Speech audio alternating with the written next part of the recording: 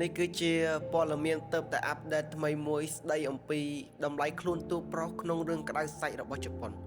អាចឲ្យលោកអ្នកគិតឡើងវិញមុននឹងចង់ប្រឡូកក្នុងវិស័យមួយនេះ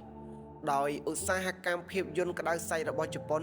គឺជាឧស្សាហកម្មធំបំផុតមួយដោយមានតម្លៃរហូតទៅដល់$20,000 លាន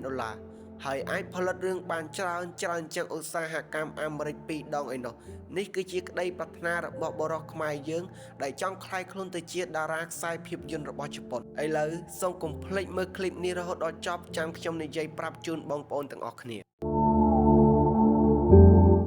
យោងតាមប្រភពព័ត៌មានឲ្យបានដឹងថាអ្វីដែលជាបញ្ហានោះគឺនៅក្នុងឧស្សាហកម្មភាពយន្តក្តៅសាច់របស់ជប៉ុនទាំងមូលមានតួសម្ដែងប្រុសធ្វើការពេញម៉ោងចន្លោះពី30ទៅ70នាក់តែប៉ុណ្ណោះខណៈតួស្រីវិញមានរហូតទៅដល់7,500នាក់ទោះជាយ៉ាងណាក៏ដោយមូលហេតុដែលតួប្រុសនៅក្នុងវិស័យនេះមិនសូវមានក៏អាចបណ្ដាលមកពីមូលហេតុធំមួយគឺតម្លៃខ្លួនរបស់តួប្រុស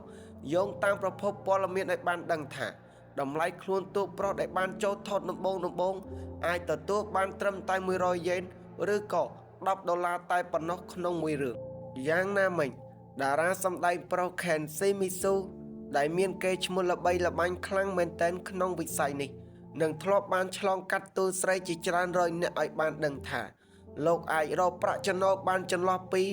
$5,000ទៅ$6,000 យ៉េនឬក៏$400ទៅ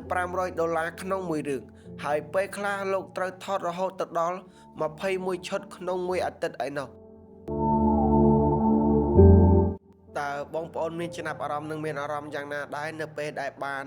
ដឹងពីព័ត៌មានអំពីតារាសម្ដែងតួប្រុសនៅក្នុងខ្សែភាពយន្តរបស់ជប៉ុនតើបងប្អូននឹងចង់ធ្វើទៀតដែរឬក៏យ៉ាងណាបើសិនជាចង់ឬមិនចង់អីសូមខមមិននៅខាងក្រោមឲ្យខ្ញុំបានដឹងផងជាចុងក្រោយខ្ញុំសូមអរគុណនិងសូមជម្រាបលាជួបគ្នាជាបន្តនៅវីដេអូក្រោយៗទៀតបាយអ្នកទាំងអស់គ្នា